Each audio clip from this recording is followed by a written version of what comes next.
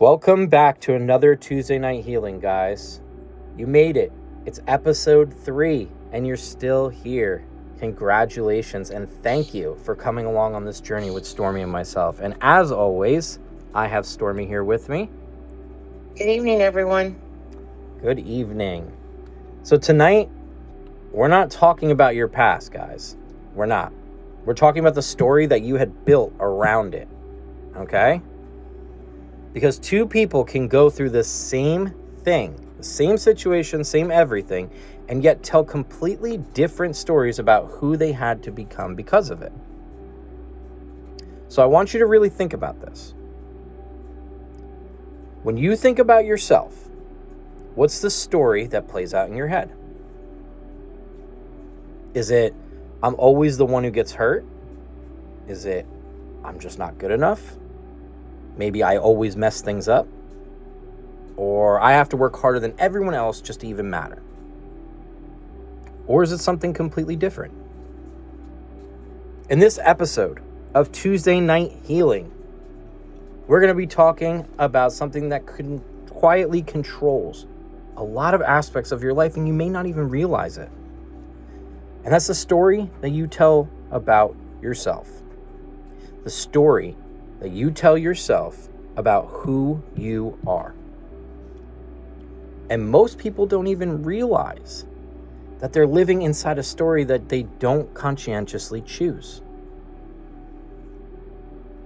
And in step 1, or section 1 of our talk tonight, we're going to talk about the power that language has. You know, your brain doesn't experience reality directly. And that interpretation is actually shaped by language. And that your experiences are all based off of interpretation. In psychology, this is tied to something called cognitive framing. And you might be asking, Bilecimo, what is that?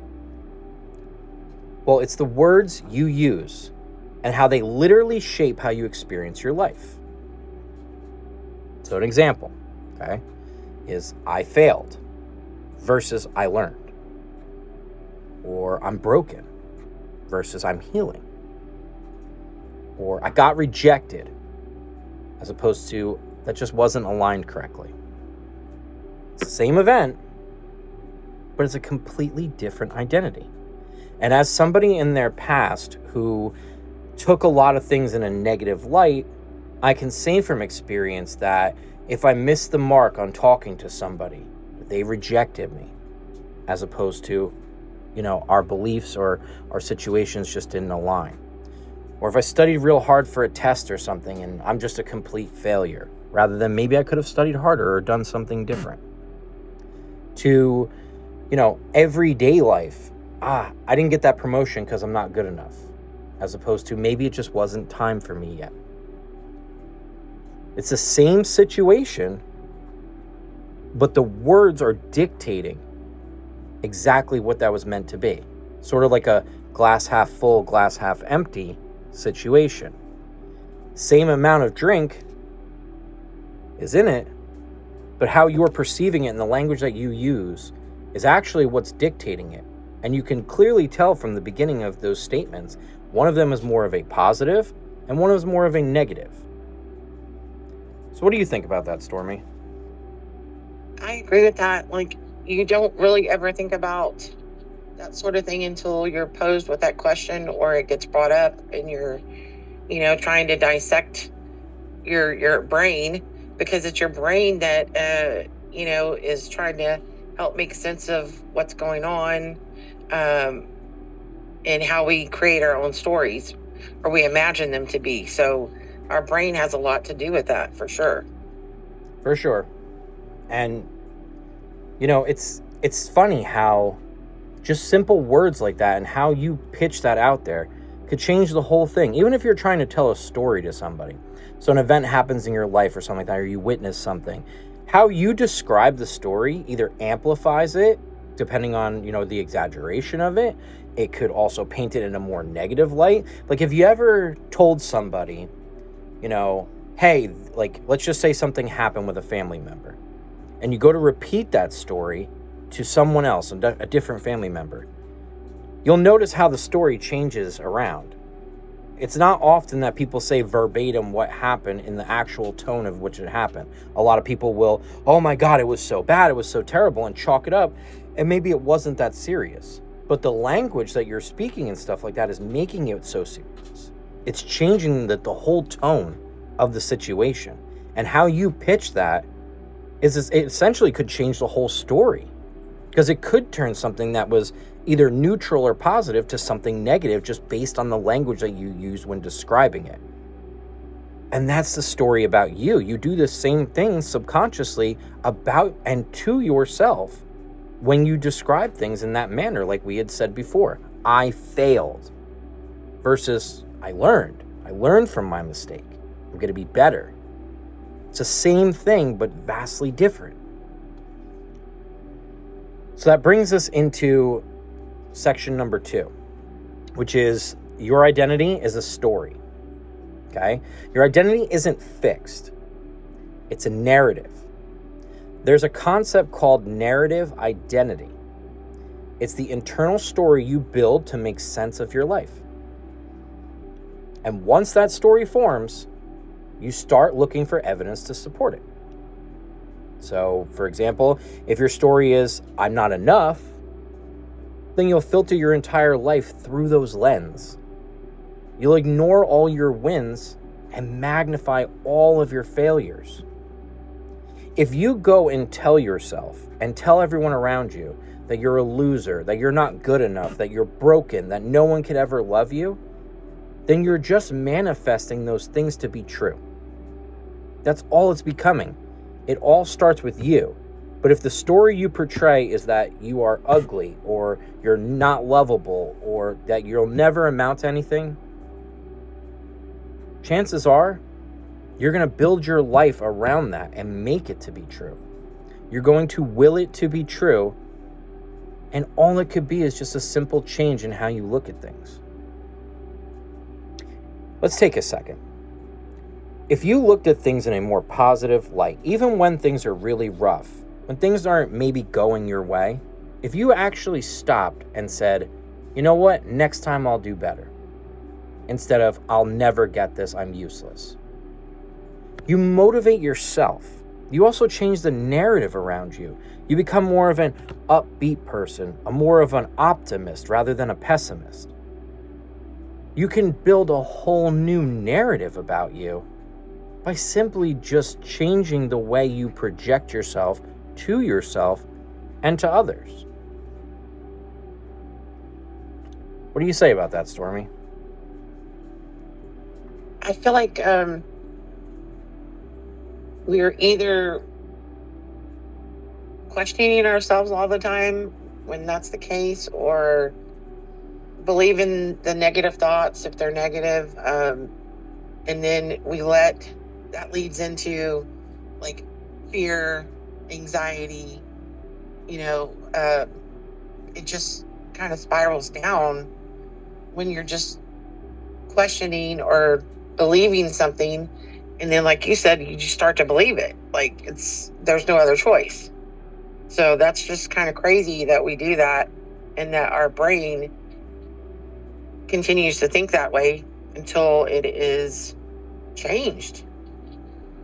It's true.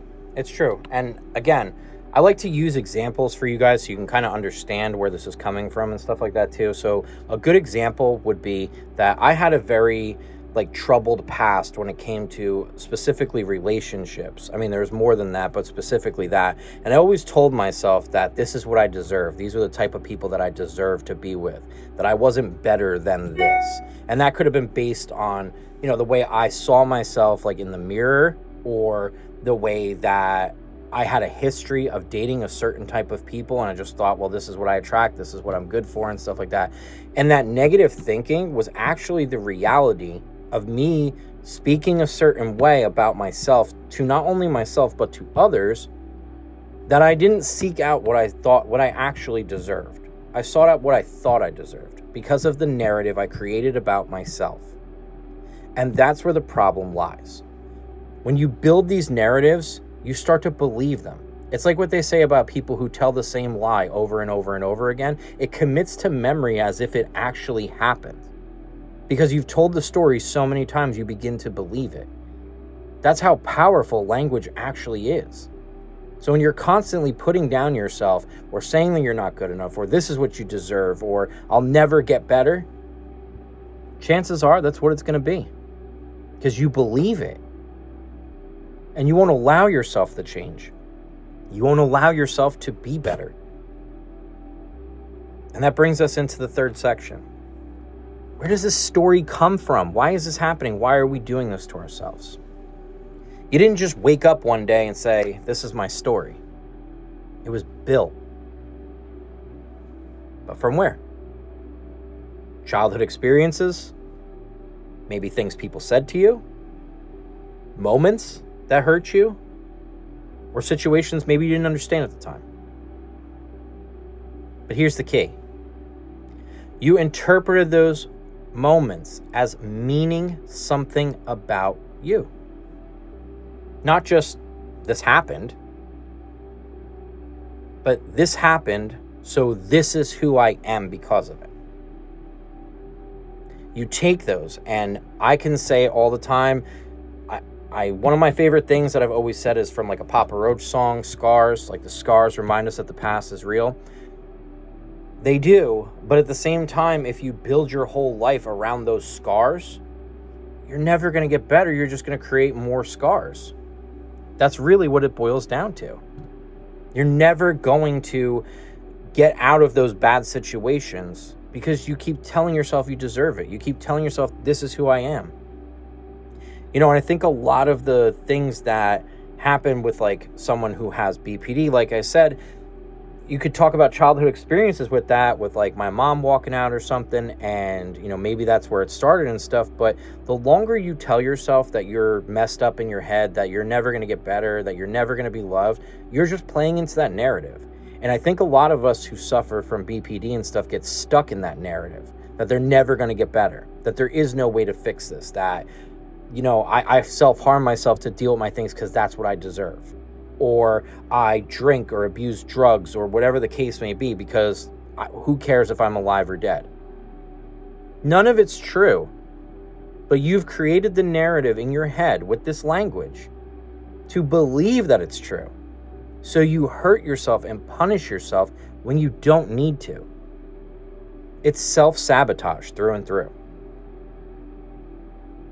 And that's why, like this path that we're doing, it's bringing all these tough subjects to light so you can understand what you're doing to yourself and how easily it can be to start making a change. And we don't make changes by taking out massive goals. We make changes by knocking out smaller goals that inevitably lead to a big change. Because while you're knocking out these very manageable tasks, like tonight, talking about the language and stuff like that, you don't realize that you're chipping away at a much bigger issue. And I promise you, when we get through the first section of the first couple Tuesday night healings, you're going to start to see the broader picture that we're chipping away at here. So what do you think about all that, Stormy?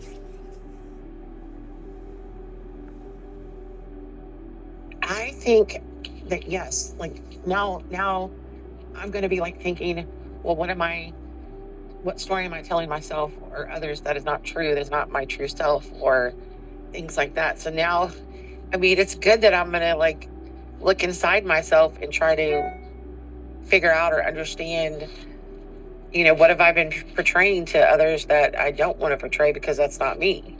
That's something that I picked up because of an ex or because of, trauma from childhood or because of work, a boss, things like that. Like, it's just crazy how much others impact your story though too, and what you believe what others tell you.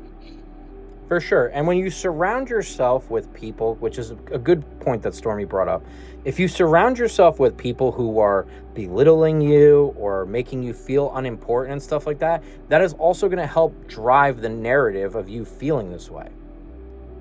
And maybe it's time. I task you for something. Like, we try to do little tasks and stuff like that each healing to try to get you guys to, because some people have a different way of learning. Some people learn from hearing, some people learn from reading, some people learn from experiences. So I want to task those of you out there that learn from the experiences. Take a look at your friend group. Take a look at your family, the people your coworkers, whoever, the people you surround yourself with. What is their general opinion of you? Is it positive or is it negative? And if it's one of those two, why is it more than the other? Do you have a positive perception of you? Or do you have a negative perception of you? And then ask yourself, when you gather this information, okay? Ask yourself, are you happy with that narrative? Or is this something that we need to tackle and change?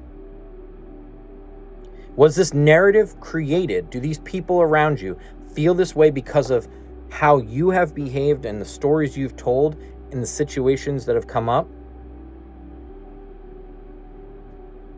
That is what I want you guys to task. I need you guys to look deep into that, because that's the only way we're going to unravel this. Look around. Have you ever heard things like you're dramatic? Have you ever heard things like, oh, this person's always down in the dumps, or you always think so badly about everything? If they're saying these things about you, is it because of the language that you speak about yourself and others? And are you okay with it? Or are you ready to make a change? That's my task for next week. Section 4, the danger of unchecked stories. Okay? If you never question your story, like we said before, it becomes reality.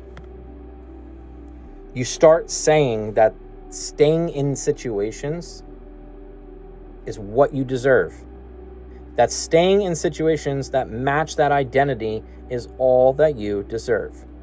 Sabotaging opportunities that could make things better for you just because you want to be stuck in what you've written about yourself or what you've spoken about yourself. And that repeating these bad patterns, these bad behaviors, these bad situations just feels familiar and comfortable to you, even though you know that they're wrong, even that you know that they are toxic. In psychology, this ties into confirmation bias, which means that you subconsciously prove your story right even when it's hurting you. If you spend your life saying you deserve this, that you can never do better than this, you never will. You just won't. How many people have heard the situation that positive thinking works wonders? I know I have. How about you, Stormy? Have you heard that? Yes, definitely. When you project yourself to be positive, when you project yourself and the mindset that this is going to work out, things are going to get better, I will make it through this, you will. You absolutely will. And I'm going to give you an example, a most recent example. When my surgery was going on and I was waiting for that and stuff, I was absolutely terrified to get that surgery. Terrified. And to be completely honest, because that's what we're all about in here, I had, and maybe it's the BPD, I don't know what it is, but I had this thought in my mind that I wasn't going to wake up from this somehow or another. I just had this overwhelming fear. And I remember spending the night before, actually in tears, because I was so nervous about going first thing in the morning and getting the surgery. And when my dad took me all the way to Pennsylvania, it was about a 45-minute ride. I was sitting in the passenger seat of my car, and I was just listening to all the songs that I would have wanted to hear had this been my last moments on earth. And then he came in with me, and I sat in the hospital room. They made me get changed into a gown and stuff like that. And I sat there and I was actually crying. I was thinking about never seeing my children again, and, not being able to just leave this place, that this was going to be the end of it. And that fear translates from somewhere. The very first surgery I had a lymph node. It was completely unrelated matter. I had a lymph node in there. And I had this vision. My dad had dropped me off at the hospital, and I went inside, And when I was inside, I was just by myself. It wasn't a major procedure. It was literally just like they were just lasering it off. They were going down my throat with a laser, but I was in that paranoia state. I even went out and had my will made. I was so paranoid about it. But while I was in that hospital thing, I had almost like a premonition or a thought. And that was that one day I'm going to die in a hospital just like this with no one around me. And I think a lot of that was the story that I had been telling myself up to that point, because I didn't have any. I had my daughter, but I didn't have a significant other. I was, drinking a lot back then, and, my life was kind of just like all over the place, and I didn't know what was going on, and I didn't know who I wanted to become, and I would have never dreamed of becoming the person I am today at that point in my life. So the narrative that I was telling myself was that, but that premonition actually made me kind of snap out of it, that when I woke up from that surgery, I changed my life pretty drastically. I started doing things a lot more different. I took my writing more seriously. I took my friendships more seriously. I started working harder at work, and, I actually started pursuing relationships and stuff at that point too, because I gained a confidence about myself that if this is going to be the way that it ends, then I need to end it that way on my terms and do the things that I want in life that I feel are important. And it happened more or less again with this last one, but in a different way. I was so grateful when I came to after this last one, and the healing process is what it is, just like with any surgery, but I knew that I wanted to do things the right way. I wanted to take this time that I was granted, by God, to keep pushing forward and make something of myself, which is why I've pushed the dead thread so hard, which is why I rewrote the narrative I thought about myself, as opposed to being someone that maybe people from my past would say was dramatic or depressive or pessimistic, to turn that into more of an optimistic point of view, to take that with sobriety, to take that with getting closer to God, to helping others with the Tuesday night healings, or to run a business, a legacy that I can leave behind for my children, and pursue things that I'm passionate about, and find that passion in me that I had been suppressing for so long with my language and with the substances that I was abusing to myself, because that's what I thought I deserved, because I thought that was the way to handle things, because that's what I told myself. That's how powerful language actually can be. So now we're moving on to section 5 here, okay? Personal awareness. And like I said just before, this is the point where I had to check myself, where I had to stop and think, what's the story that I'm telling about who I am? What's the internal voice that I keep hearing about myself? Because if your internal voice was like mine, and it's saying things like, I'm behind, I'm not where I should be, I'm not good enough, your whole life's going to reflect that, just as I gave an example about. That's all it's going to be. Because you won't let yourself do better. You won't let yourself feel. It's normal to be scared. It's normal to feel uncomfortable about changing your life around. It's normal.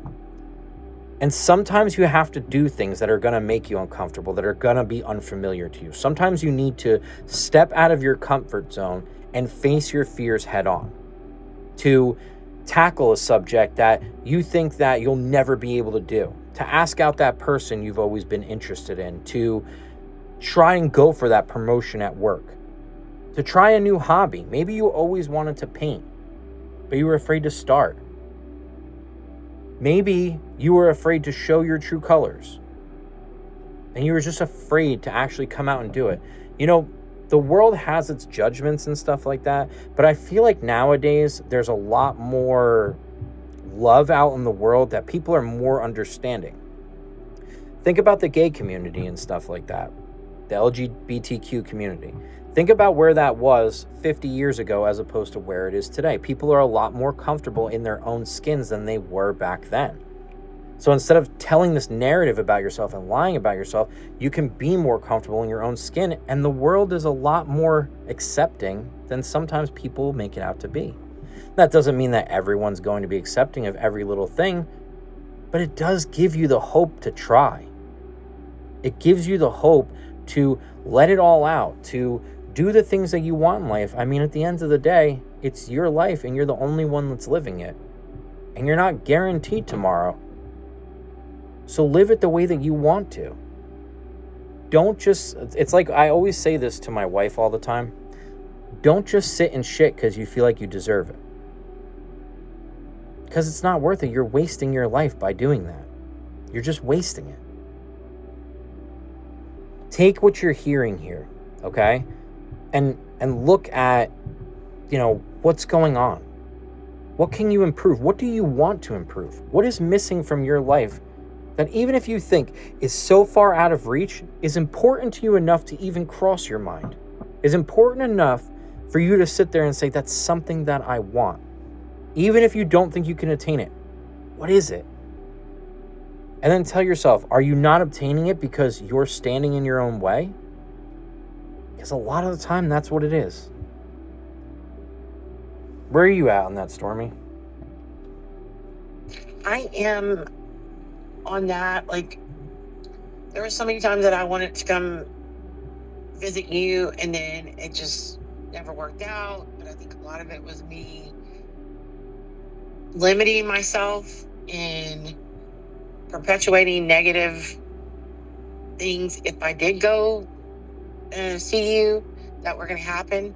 And that could have been because of both of the way we thought, like a lot of negative thinking, a lot of anxiety, depression, those types of things we were both dealing with. So I feel like that kind of impacted, even our friendship, and then, our personal growth and potential as well. So, definitely things like that. Like, I want to travel more, and I actually want to do things instead of just saying, oh, well, okay, I have a child with autism, I can't do that.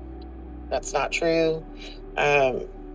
Things like that. Like, I want to go run a marathon. I'm too old to do that, I'm out of shape. No, you can get in shape, you can do that. I mean, it's, again, all in how you perceive yourself and tell yourself you can or can't do something. And I want to touch on that for a second before we go on to the next thing. So, for those of you that don't know, Stormy has a wonderful daughter, Hannah, and she does have autism. And Stormy is an absolutely incredible mother and a very, very strong woman. And she's been through a lot in her life. And she is always on top of taking care of Hannah and making sure she has everything she needs. But I kind of want to open this up for a second, Stormy. Do you think that, I know Hannah has like a lot of things that she needs, like she's very dependent on you and stuff like that, rightfully so, given the circumstances and her just being your daughter in general. But do you think that it kind of hinders a lot of the aspects in your life because more so that Hannah needs you, or that you've gotten into the motive of saying that she needs you even when there might be someone else to kind of help out? Like, does it put you in a situation where maybe your friends or something like, hey, Stormy, let's go out this Friday night, and, maybe your mom could watch her or somebody and you could go out, but you're so used to the narrative just saying, you know what, like, Hannah needs me, I need to be here. Oh, most definitely. Like, before I had her, and even, after I had her when she was still a toddler, an infant, like, I was a social butterfly. Like, I had a lot of friends, went a lot of places, did a lot of traveling, concerts. And then, of course, once she got diagnosed, and then we had a lot of issues, and just over the years, I felt like I have made myself a hermit. And not because she needs me to be one, but because I feel like that's what I need to do with her. Like, I need to keep her in this bubble with me, and I don't trust a lot of people to watch her. And that shouldn't be the case, because I have great family that can probably help out a lot more. But it's like, I don't want to burden them by watching her so I can go do something socially. So I definitely have like hindered myself socially, and not necessarily used her or that, but let it get to that point where she's so dependent on me that like it would be hard for me to leave her now, because she's so used to me being there.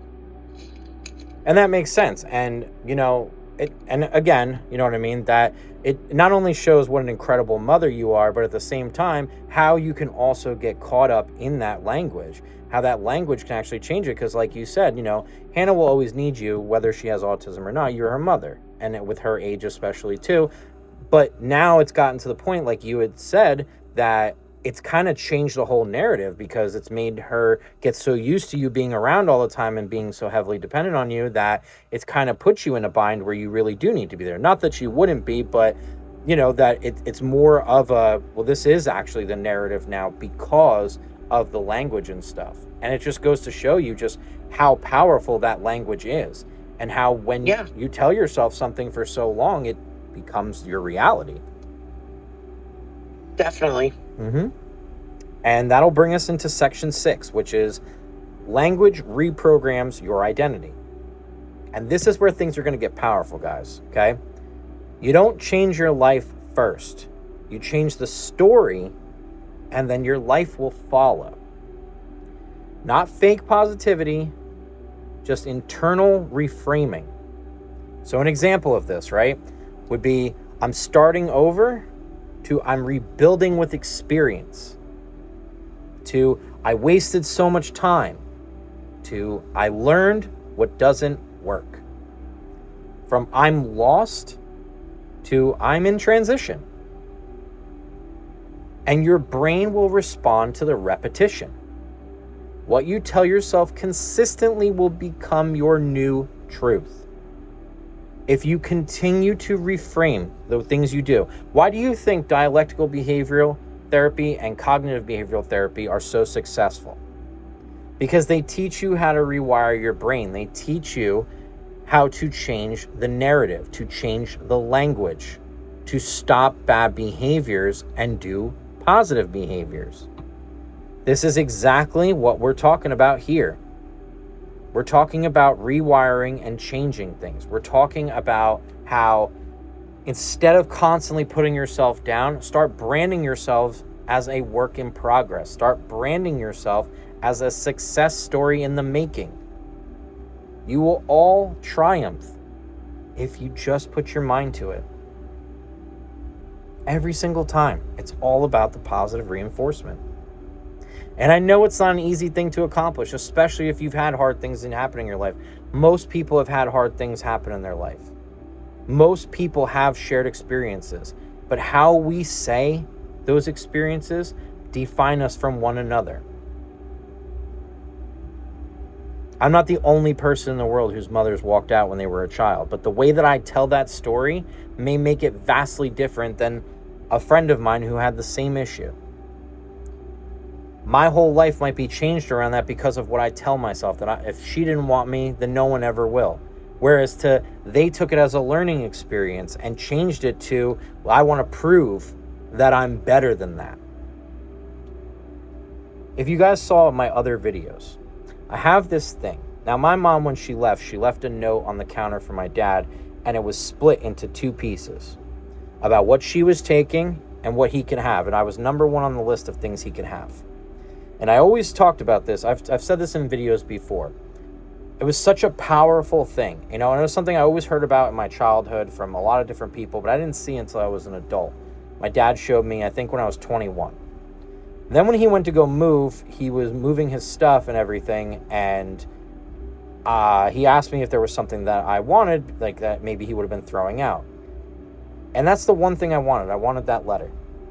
And it might seem sick, it might seem cynical, but I'm going to explain why. He knew that I was going to ask for that. He had it ready to go at his bar at the house. And he handed it to me. And he goes, I had a feeling that was what you're going to ask for. He goes, but why don't you just burn it? Like, because he was burning all these old files and stuff outside. He said, why don't you just burn it? Why don't you get rid of it? If you're familiar with the Harry Potter movies, the Horcruxes, these powerful things that Voldemort put his soul into and stuff like that to remain immortal. But when Harry came in close with it, it was such an evil feeling. Like, think about when they were wearing like that one necklace, right? And it was like changing the way they were thinking about things and changing like how they were acting, like Harry, Ron, and Hermione and stuff. And that's how I look at that. I look at that as like a Horcrux that It had so much power. When I held it in my hand, it felt so disgusting in the pit of my stomach. It felt like I was going to throw up, like it was just so powerful and so gross. But the reason why I kept it and why I have it framed over there is because when I'm down here and I run my shows, or I come down here to do my business and stuff like that with the clothes and everything, I can peek over at it and remind myself that I'm better than that. That somebody thought I was worthless, absolutely worthless, especially a prominent figure that's supposed to be in my life. That I can disprove that every single day. That I can raise children the way they're supposed to be raised. That I can be successful in my craft. That I can start a business. That I can build a little following on TikTok and help people that need to be helped. That I'm better than what somebody thought of me. So there was no chance that I was going to burn that, because that's probably a huge motivator to me every time I see it, to keep doing better, to keep going, because that language of thinking that if my mom didn't want me, then no one will, would have completely destroyed my life, but I changed the language and didn't let it. That she can be miserable down wherever she is, ruining her own life. And I don't have to be that way. I don't have to stoop to that. And I don't have to become a product of her negativeness.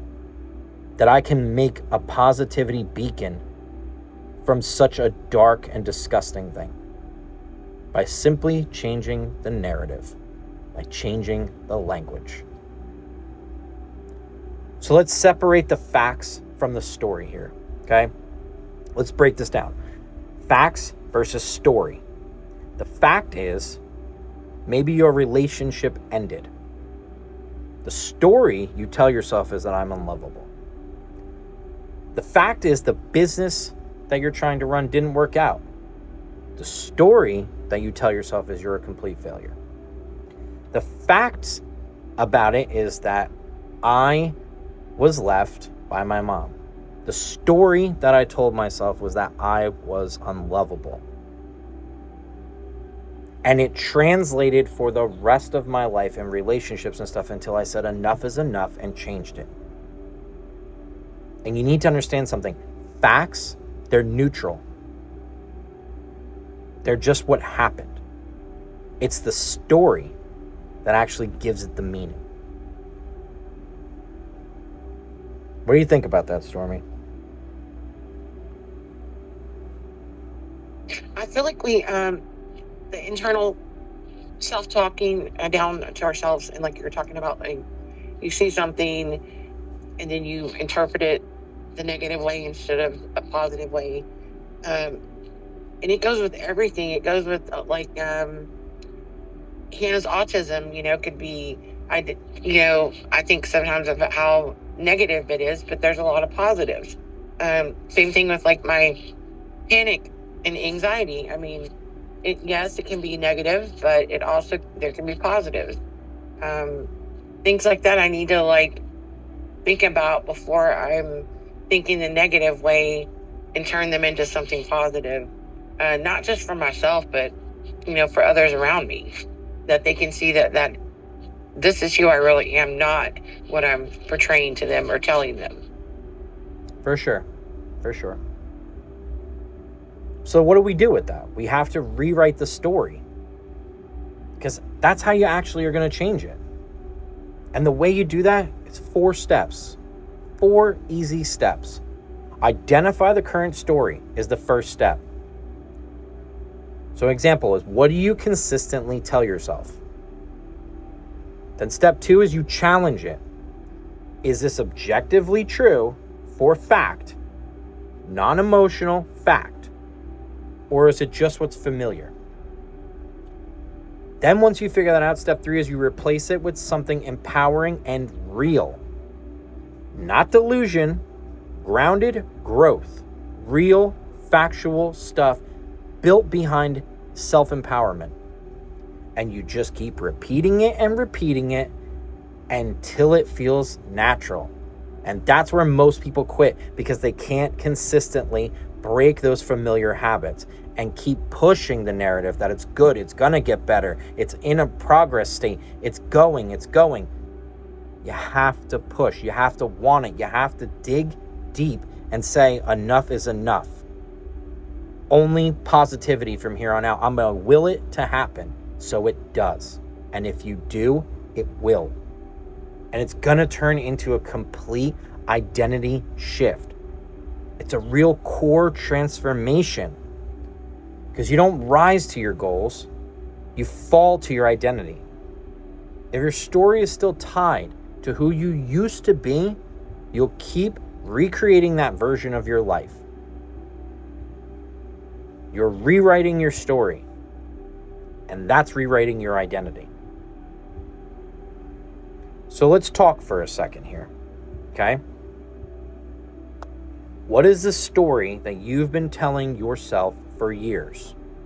And I'll give you an example like I did before. The story that I was telling myself for so long is that I was unlovable, that I deserved to be with chaotic people, that I deserved to drink myself stupid to deal with my emotions rather than just simply facing them. Then the second part, where does it come from? It comes from childhood abandonment. It comes from BPD. It comes from the language that I speak about myself. It comes from the fact that I'm telling myself I don't deserve better, that I deserve this. Now, if there was someone else who was going through the same exact thing, what would a stranger's version of that same story sound like? So for you, Stormy, we'll just put it up here, okay? That same story that I just told, what would your version of that be? About your mom? Mm-hmm. I probably, honestly, have had similar experience with my dad.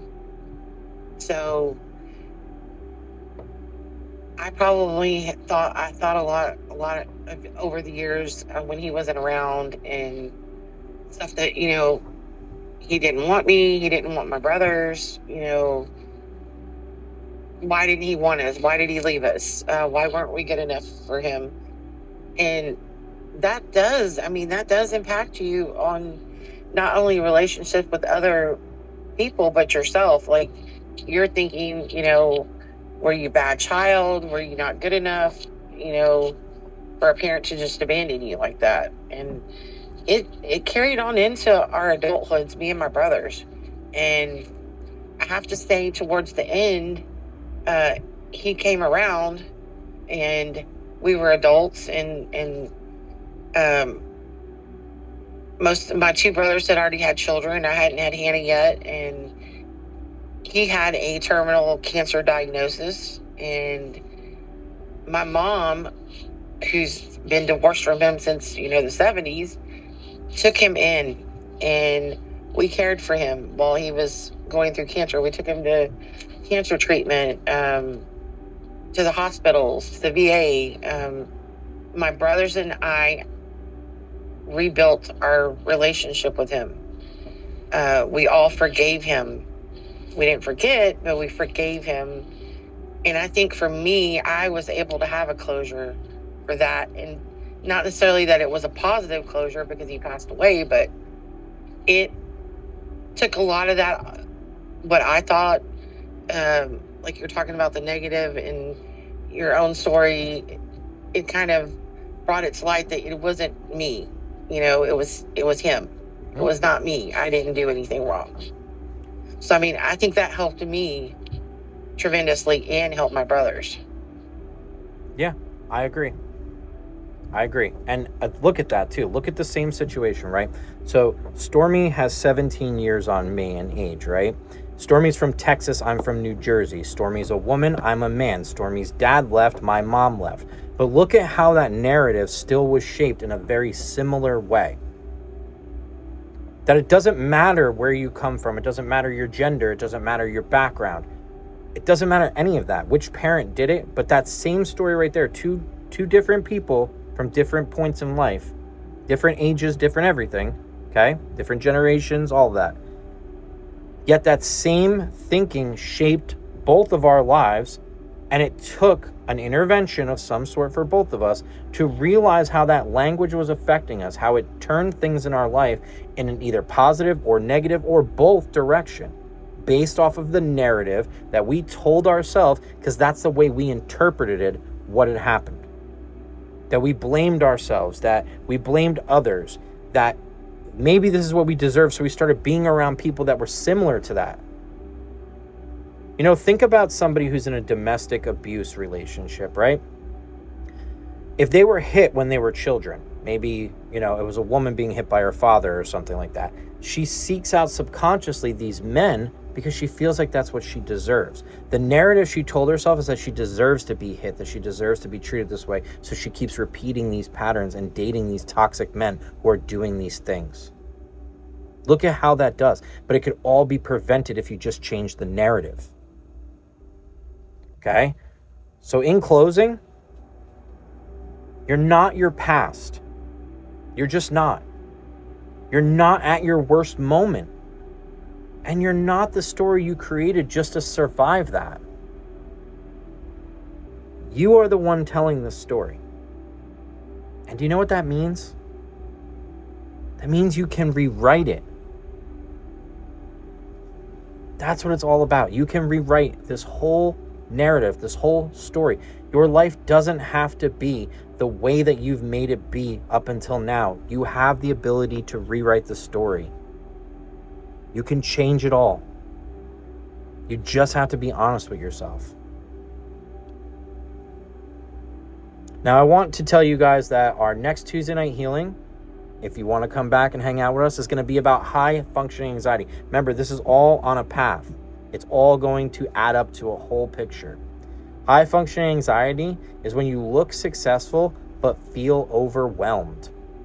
I know a lot of us feel that. A lot of us know exactly what that's like. You get anxious and you're just trying to work through it and trying to be the best you can be. But sometimes it's just too much. Sometimes you're overdoing it. But I want to thank you guys for coming in and being with us tonight, for being a part of this healing journey, to allow us to reach out and try to make a difference with you guys. And you know what? Like I said, these subjects, they're tough to tackle. They definitely are. But if you really dig deep, you can make the change that the world needs. You can grab your own life by the horns and just say enough is enough. I can no longer live this way, and things need to shift. You got anything else, Stormy?